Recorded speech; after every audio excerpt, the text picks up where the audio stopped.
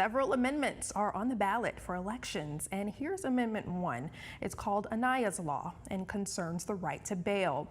It would add a dozen charges to make a person ineligible for bail, including murder, kidnapping, rape, and human trafficking.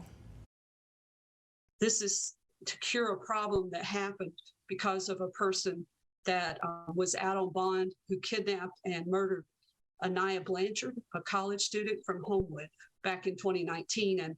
And this code, the Alabama code, would list out those offenses that would be denied bail, and it would also you would not be granted bond until you'd had a pretrial detention hearing. Amendment 2, which authorizes city and county governments to grant any source of funding to both public and private companies to expand broadband. Funding would be approved at county commission and city council public meetings. Remember that Alabama is not a home rule state, and they've authorized, by them saying that the way they've done it, they're given the authority. They're basically delegating the authority to enter into these contracts. Amendment 3 is regarding the power of the governor to commute a death sentence to life in prison. The governor must notify the attorney general and the victim's family before commuting or granting a reprieve in the death sentence. If you vote yes, then this bill would go into effect, which would restrict the ability of the governor to make those types of decisions without notification of the attorney general and the families. But if you vote no, then the governor's authority would stand the way it is now, which is within the governor's authority to do it without notifying anybody. And you may wonder why Amendment 3 is on the ballot. We'll explain here with Lisa Ann Milliken. It starts in DeKalb County's Little River Canyon at Lynn Overlook with a girl, as we mentioned, by the name of Lisa Ann Milliken 40 years ago, and ends with her family, who we began speaking with in 2018. Tonight, we revisit them. Here's the story. She was a tomboy. She liked to play mother to her siblings. She had a record. She liked music. She had a record that she would play over and over and over. A 13-year-old girl from Georgia who did what most teens her age did. She had earned some money, and she had wanted to go to the mall to spend it. But September of 1982 would change her world and the world of those who loved her. And the details are, a little blurry on how she got separated from the group.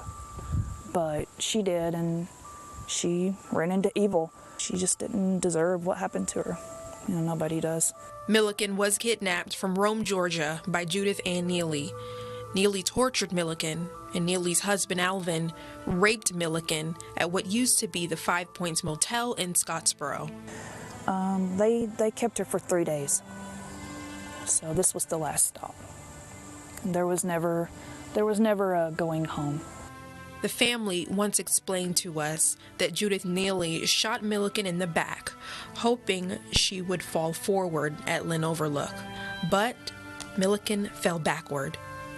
The Neelys were arrested in Murfreesboro, Tennessee, and given the death sentence. However, in 1999, Governor Fob James commuted Neely's sentence to life. It's what pushed the Millikens to find justice for Lisa Ann and beyond.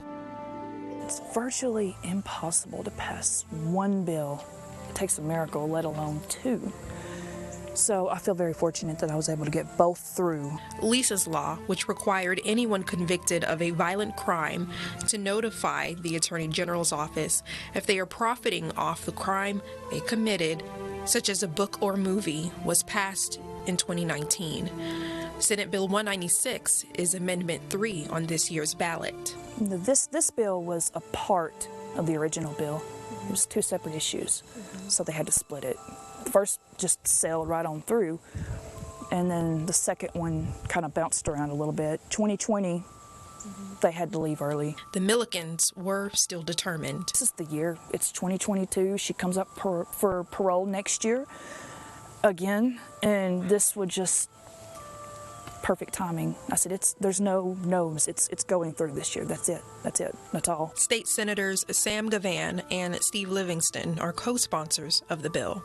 Sat down with the governor's office. We worked out a deal that where they could figure out what they wanted to do and ran it through the Attorney General's office. And so we have a kind of an agreement in principle of what to do.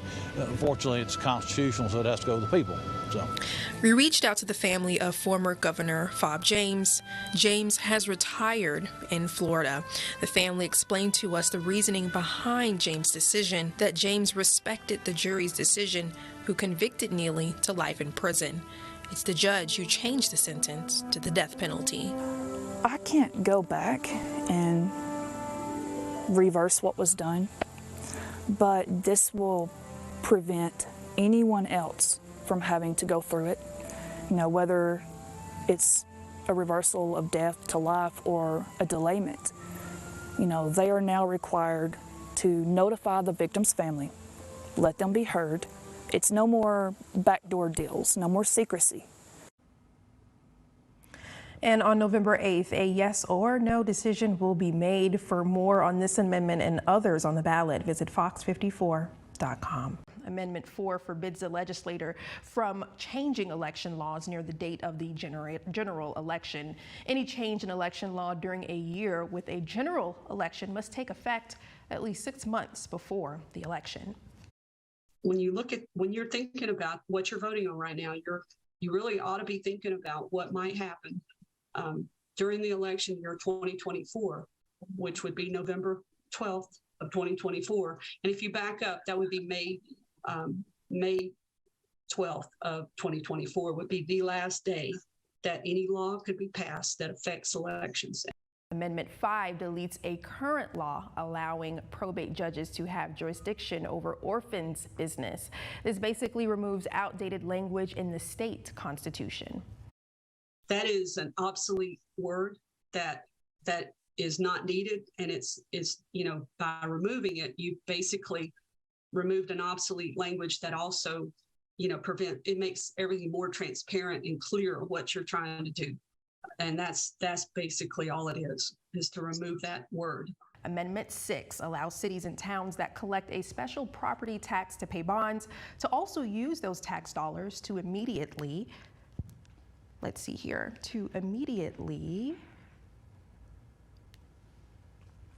pay for public capital improvements instead of going into debt. This amendment would give cities and towns the ability to do pay-as-you-go. There are some cities and towns that are already allowed to collect special property taxes, and then that they can use this as a pay-as-you-go for construction projects instead of going into debt. Amendment 7, which clarifies that all municipalities can use public funds for economic development purposes. Currently, there's some contradicting legislation as to whether cities and counties have that right. This amendment would erase the contradiction, but there's more. And it also removes the requirement for these communities to advertise these projects in the paper of widest distribution. What this does is it has a lot of really good things about it, but we feel like it also that by making it where the communities who are the community leaders don't have to advertise in the biggest paper. Amendment 8 would put privately owned sewage systems under state regulation in Shelby County. The amendment applies to Shelby County residents who have privately owned systems that use public road rights of way. And Amendment 9 would put privately owned sewage systems in the town of Lakeview in Tuscaloosa and Jefferson counties under state regulation. This is very similar to Amendment 8. Here's why these county amendments are on the ballot statewide. You have to have a certain number of legislators voting yes on a bill in order to avoid it having to be a statewide ballot amendment. This one apparently did not meet that. Those did not meet the criteria, but it's so they're having to be voted on by all people across Alabama. And for a look at all of the amendments, head on over to fox54.com. This amendment would reorganize the version of 1901, which has been amended nearly 1,000 times. It removes repealed sections and organizes local amendments by county and topic.